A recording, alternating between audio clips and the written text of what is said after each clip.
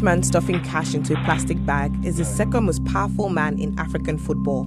This referee taking $600 was due to be officiating at the World Cup this month.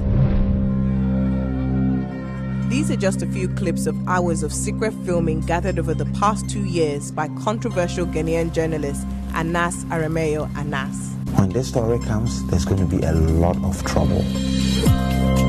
His footage exclusive to BBC Africa Eye appears to show dozens of referees taking cash before games in both domestic and international tournaments, and top officials also taking gifts.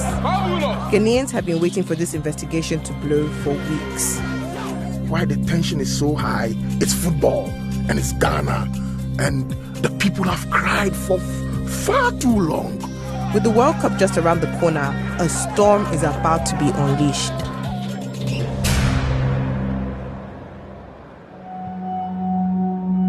The scale of Anas's investigation is huge. Over 100 football officials and their bosses took cash from undercover reporters, and over 150 separate payments in total. These money transfers occurred before Ghanaian Premier League, Champions League, and major international games. Anas has never revealed his true identity. Some are very critical of his journalistic methods, in particular, the way he conducts his secret filming. What actually happens is that you are being entrapped into something that you have least idea about. And I think that it's really hurts people. Anas rejects the idea that his methods amount to enticement, saying those that took the money were not forced to do so. With football loved deeply across Ghana, many people have been rallying in support of his latest investigation, both on social media and over the radio waves. Football is a very beautiful game, and we're all looking forward to this video from Anas, and we just hope that it will clean our system. We think that things must change. Anas's secret filming includes explosive material surrounding the WAFU tournament in 2017, the largest international competition in the region. Referees took cash from Anas's men who posed as Ghanaian fans before numerous games, including on one occasion just hours before a match between Ghana and Mali. Match official Ibrahima Jallo of Gambia was among those filmed. He took $500 and seemed to imply this kind of activity is common in the international game. The way you do it is happening everywhere. I told you in the morning, it's not a matter of bribery or the way I think is trying to bribe me or try to bribe me. It's not that good. What is important there is the relationship. Jallo told the BBC he had never been given any money to fix a match. He denied wrongdoing. It's against the rules of FIFA and the Ghanaian Football Association for referees or officials involved with the game to take any cash gifts.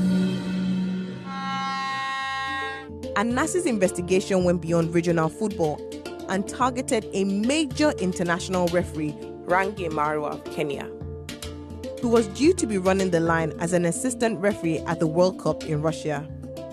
He was approached by an undercover journalist posing as a Ghanaian football official during the African Nations Championship. Marwa, sitting in a hotel room, took $600 in cash. I know that this is, thank you for the gift, but this is anything. What is important is that friendship, getting to know each other. Okay. FIFA says Marwa has resigned from the World Cup refereeing team. He told the BBC he denied any wrongdoing. Ultimately, the hundreds of dollars given to referees was relatively small compared with what Anas's undercover team handed to the most important official they targeted, Kwesi Nyantakyi, the president of Ghanaian football and a major figure in football in Africa, took a gift of $65,000 from Anas's reporters, believing they were meeting to discuss the prospects of a sponsorship deal. Is that you even have something here for shopping for now? Oh, okay. Shopping for now. It's not for all right. Thank you very much. Thank you very much. Thank you very much.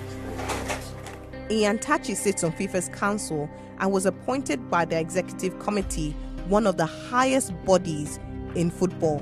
It is against the rules of FIFA to take any gifts of cash. Nyantakyi remains in his position as head of GFA and did not respond to a BBC request for comment. FIFA told the BBC they were investigating the allegations. They said it was a priority for FIFA to protect the integrity of its competitions. What will this investigation mean for the officials Anas filmed and the tournament he focused on?